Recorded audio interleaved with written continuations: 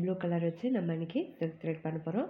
ஏற்கனவே silk thread நூல் எப்படி சுற்றுறதுங்கிற வீடியோ ஃபுல் வீடியோ ஏற்கனவே நிறையா வீடியோவில் போட்டிருக்கனால இப்போ அதை காமிக்கல. இதில் டிசைன் மட்டும் எப்படி வந்து நம்ம செட் பண்ணலாங்கிறத மட்டும் நான் காமிக்கிறேன். அதுக்கு வந்து நான் வந்து ஒயிட் குந்தன் ஸ்டோன் ரவுண்ட் ஸ்டோனும் திலகம் ஷேப்பில் குந்தன் ஸ்டோன் வந்து எடுத்திருக்கேன். இது வந்து டபுள் ஸ்டோன் வந்து சில்வர் செயின், இது கோல்டன் செயின்.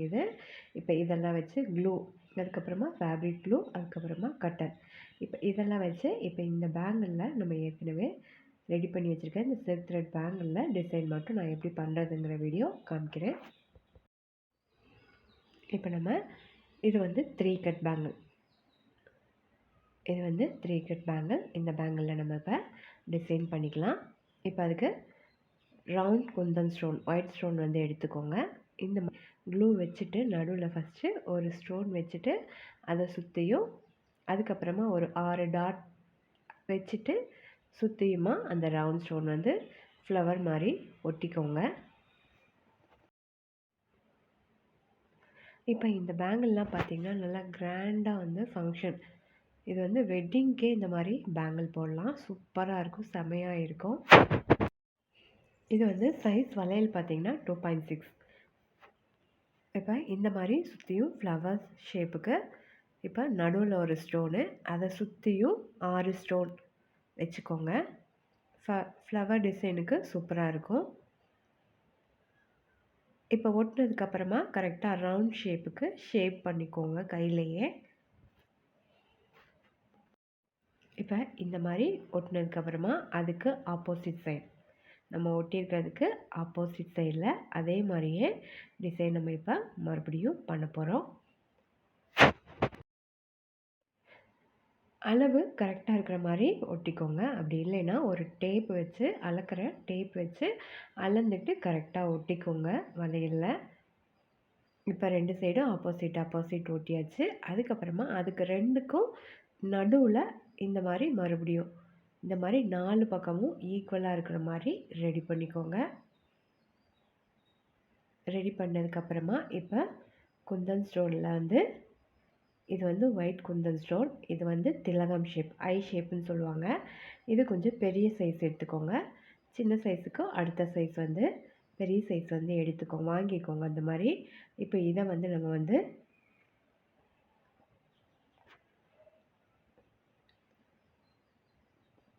ஏற்கனவே ஃப்ளவர் மாதிரி ஒட்டியிருக்கோம்ல, அதுக்கு அப்புறமா இந்த மாதிரி டிசைன் வச்சுக்கோங்க. ஃபஸ்ட்டு வந்து நடுவில் வந்து கொஞ்சம் தள்ளி வந்து ஒட்டிக்கோங்க.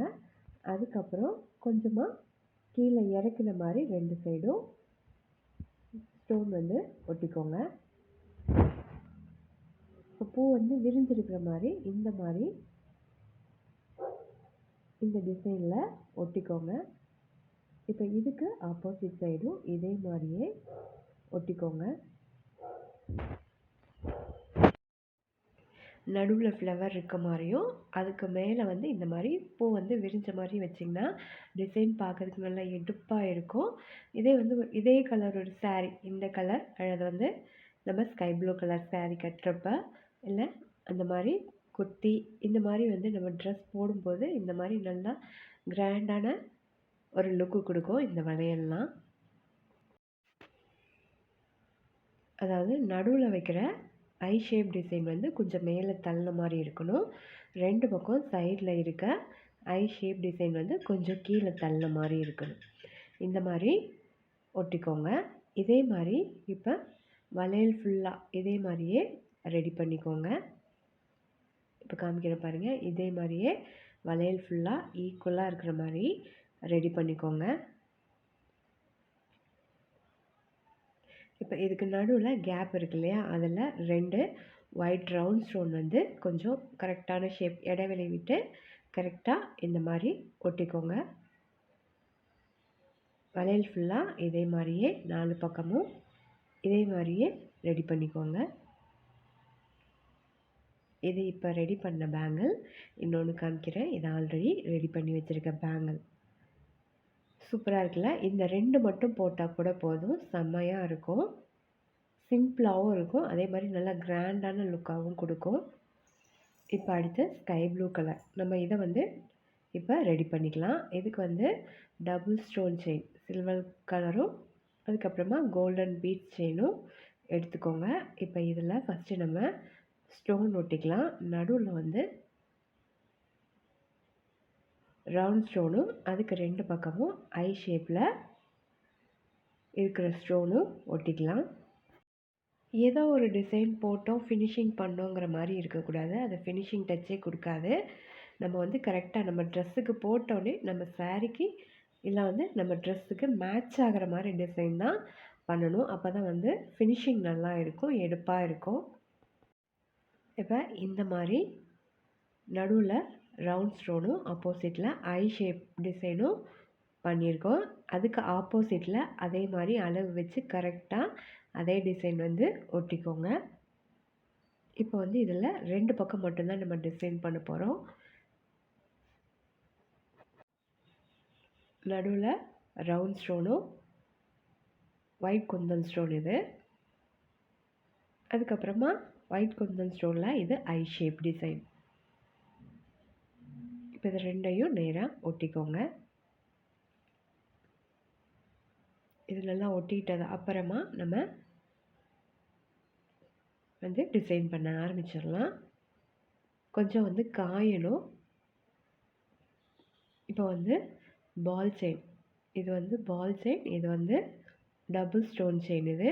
இப்போ இதுக்கு இடையில வந்து நம்ம இதை ஒட்ட போகிறோம். ஷேப் வந்து அளவு எடுத்துகிட்டு கட் பண்ணி வச்சுக்கோங்க ஆல்ரெடி. அப்போ வந்து சீக்கிரமாக பண்ணிடலாம். இப்போ வந்து வளையல் ஃபுல்லாக வந்து கேப் இருக்கிற பக்கம்லாம் வந்து நம்ம இப்போ இந்த மாதிரி ஃபுல்லாக கம் போட்டுக்கோங்க. அதுக்கப்புறமா ஃபஸ்ட்டு நடுவில் இந்த stone chain gold ball chain வந்து ஒட்டிக்கோங்க. இப்போ வந்து ஷேப் கொடுக்க முடியாது, கஷ்டமாக இருக்குது கொஞ்சம். அதுக்கப்புறமா இதுக்கு 2க்கும் இந்த ஸ்டோன் இந்த வந்து கோல்டன் செயின் ஒட்டியிருக்கிறதுக்கு 2க்கும் 2 பக்கமும் இந்த மாதிரி சில்வர் ஸ்டோன் செயின் வந்து ஒட்டிக்கோங்க. எக்ஸ்ட்ரா இருக்கிற மாதிரி இருந்தால் சிசர் வச்சு கட் பண்ணிக்கோங்க.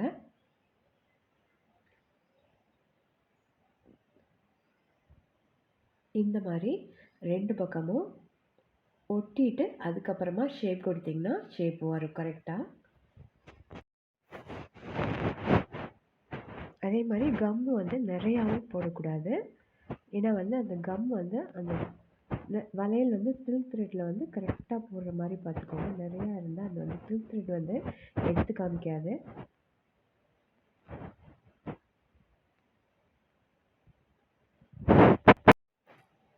ஏற்கனவே நம்ம கரெக்டான ஷேப்புக்கு கட் பண்ணி வச்சுக்கிட்டோன்னா வேலை வந்து சீக்கிரமாக முடிச்சிடலாம் நம்ம.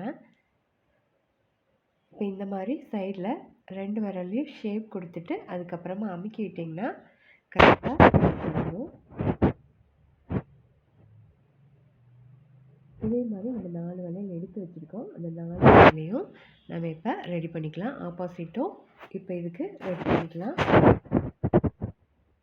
இப்போ வந்து பேங்கிள் வந்து ரெடி பண்ணியாச்சு. இதே மாதிரி நான் ஏற்கனவே ரெடி பண்ணி வச்சுருக்க பேங்கிள் உங்களுக்கு காமிக்கிட்டு பாருங்கள். சூப்பராக இருக்குது. இதை மட்டும் போட்டால் கூட செம்மையாக இருக்கும். உண்மையாலுமே பார்க்குறதுக்கு நைட்லலாம் இந்த ஸ்டோன் வச்ச பேங்கிள் போட்டிங்கன்னா அப்படியே லைட் வெளிச்சத்துக்கு நல்லா வந்து சூப்பராக இருக்கும். இது வந்து ஃபங்க்ஷனுக்காக ஒருத்தங்க கேட்டிருக்காங்க, அவங்களுக்காக ரெடி பண்ண பேங்கிள் இது. பார்க்குறப்ப சூப்பராக இருக்குல்ல. சூப்பராக ரெடி பண்ணியாச்சு. இனி இதை வந்து பேக் பண்ணி தான் அனுப்பணும், அதுதான் வேலை. இந்த மாதிரி இந்த பேங்கிள் வந்து உங்களுக்கு பிடிச்சிருந்தா, இந்த டிசைன் பிடிச்சிருந்தா நம்ம சேனலை சப்ஸ்கிரைப் பண்ணிவிட்டு கூடவே பெல் சிம்பலை கிளிக் பண்ணிக்கோங்க. இது ஒரு கைக்கு கூட போட்டுக்கலாம், அப்படி இல்லைன்னா 2 கைக்கும் இதை போட்டுக்கலாம். செட் பேங்கிள் தான் இது. அந்த கஸ்டமர் வந்து எனக்கு சாரீ அனுப்பிட்டாங்க. அதுக்கப்புறம் வந்து அதை இமேஜ் பார்த்துட்டு தான் நான் அதுக்கே இந்த பேங்கிள் ரெடி பண்ணி கொடுத்துருக்கேன். அவங்களுக்கு வந்து இந்த பேங்கிள் ரொம்பவே பிடிச்சிருந்தது. இந்த 4 பேங்கிளும் தனியாகவும் போட்டுக்கலாம், அதே மாதிரி இந்த 2 பேங்கிளும் தனித்தனியாகவும் போட்டுக்கலாம், இல்லை செட்டாகவும் இந்த மாதிரி நம்ம போட்டுக்கலாம். உங்களுக்கும் இந்த மாதிரி பேங்கிள் வேணும்னா நான் ஏற்கனவே போட்ட வீடியோவில் காண்டாக்ட் டீட்டெயில் இருக்கும்.